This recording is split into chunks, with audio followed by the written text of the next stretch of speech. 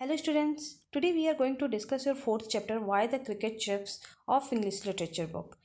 बच्चों आज हम इस चैप्टर में क्रिकेट क्यों चिपिंग करते हैं now start before there were seasons the cricket could fly season से पहले जो क्रिकेट थे वो फ्लाई कर सकते थे he flew faster than the bumblebee एक बम्बल बी जो होती है एक प्रकार की बी होती है उनसे भी तेज ये उड़ते थे he flew higher than the falcon falcon बाज को कहते हैं वे बाज से भी ऊंचा उड़ते थे and he flew fancier than the flying mermaid एक फ्लाइंग मरमामेड जो है वो बहुत ही अच्छा फैंसी फ्लायर था उससे भी अच्छा ये फैंसी फ्लायर थे the cricket had flown all over the world cricket जो थे वो पूरे दुनिया में उड़ चुके थे he flew to the east वे ईस्ट में भी उड़ चुके थे then he flew to the west west में भी उड़ चुके थे and then he flew to the south और ये साउथ में भी उड़ चुके थे but he had never flown north लेकिन वे नॉर्थ में नहीं उड़े थे the ant tried to warn him that he should not try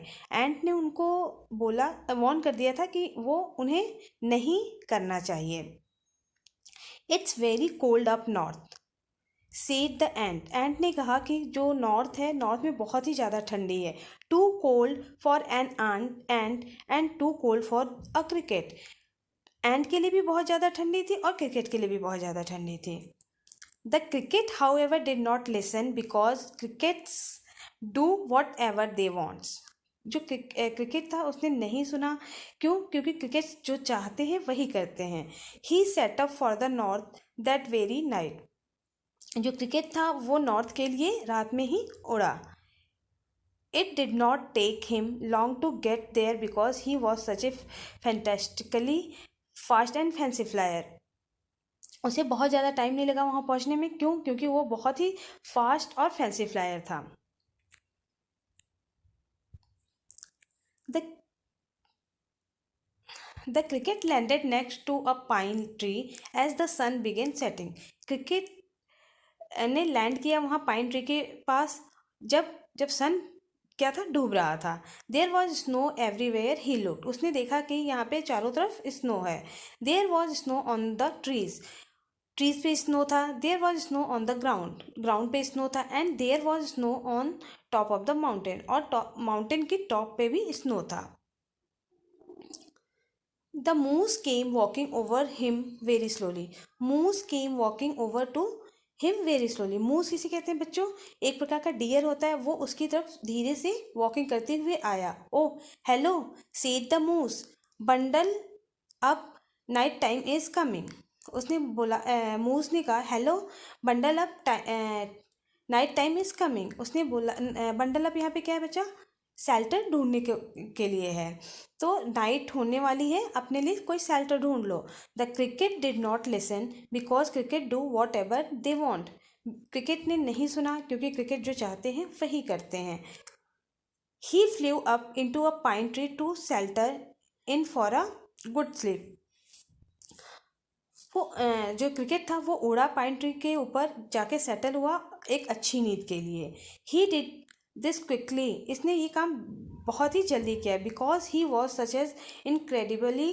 fast and fancy flyer क्योंकि वो बहुत ही तेज और बहुत ही फास्ट और फैंसी फ्लायर था the owl came flying over the same branch जो एक आउल उसी सेम ब्रांच पे के ऊपर उड़ रही थी he should find some shelter he should find some shelter from the cold night said the owl owl ने कहा कि तुम्हें एक शेल्टर ढूंढ लेना चाहिए ठंडी रात के लिए the cricket did not listen because cricket do whatever they want cricket ने नहीं सुना क्योंकि क्रिकेट जो चाहते हैं वही करते हैं he decided to rest on a pile of twigs pile क्या होता है बच्चों ढेर को कहते हैं ट्विंक्स टहनियों के ढेर पे उसने डिसाइड किया कि वो टहनियों के ढेर पर रेस्ट करेगा he was sleepier than he had ever been वो ऐसा सोया कि जैसे उसने कभी नहीं सोया from all the remarkably fast and fancy flyer the cricket slept all through the night until morning cricket जब तक सोया जब तक सुबह नहीं हुई when he woke up he was ready to go home and tell the ant about his trip जब वह सुबह जगा तो वो अपने घर वापस जाने के लिए रेडी हुआ और ये बताने के लिए कि उसका ट्रिप कैसा, एंड को ये बताने के लिए कि उसका ट्रिप कैसा रहा। He hopped high in the air to start flying. वो ऊंचा एयर में कूदा और उड़ना स्टार्ट किया, बट ही कुडंट, लेकिन वो नहीं कर सका। Instead he fell right back into the snow.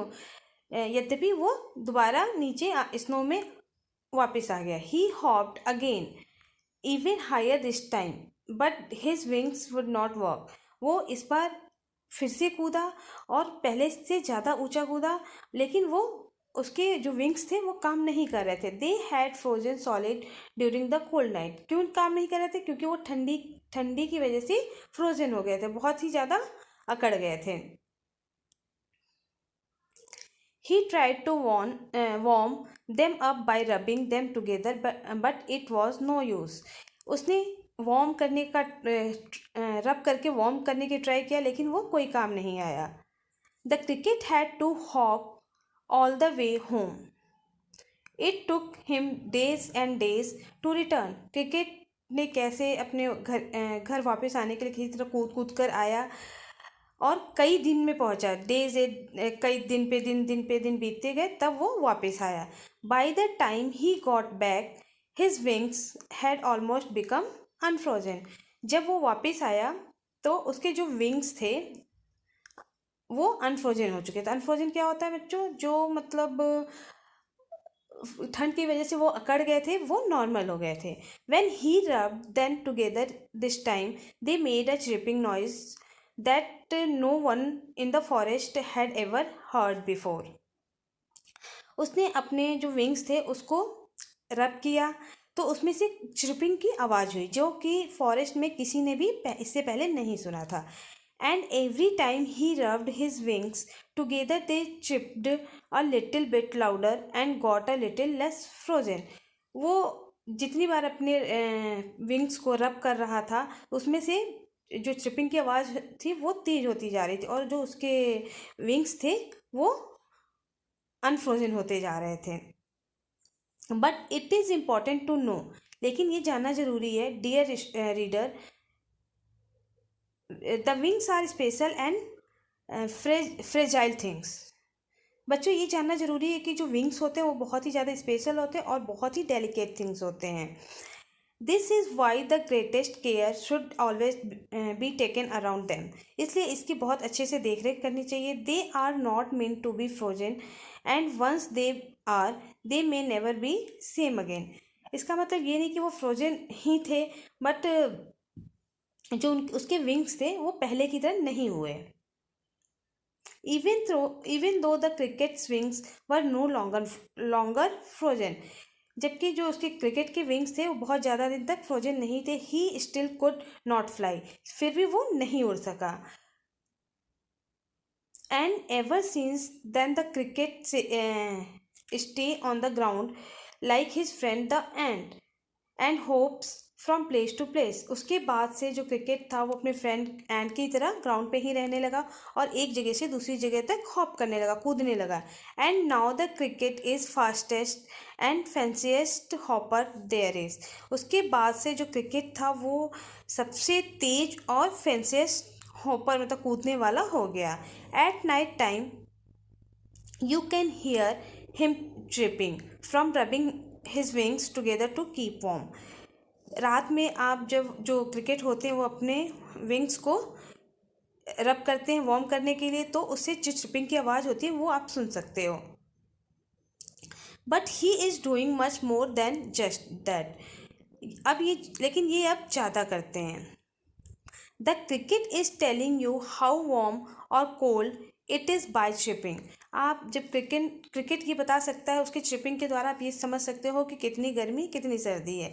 He chips faster when it is warm. अगर वो चिप्स तेज कर रहा है तो आप समझो कि गर्म है। And slower when it is cold. जब अगर वो स्लो कर रहा है तो आप समझो कि सर्दी है।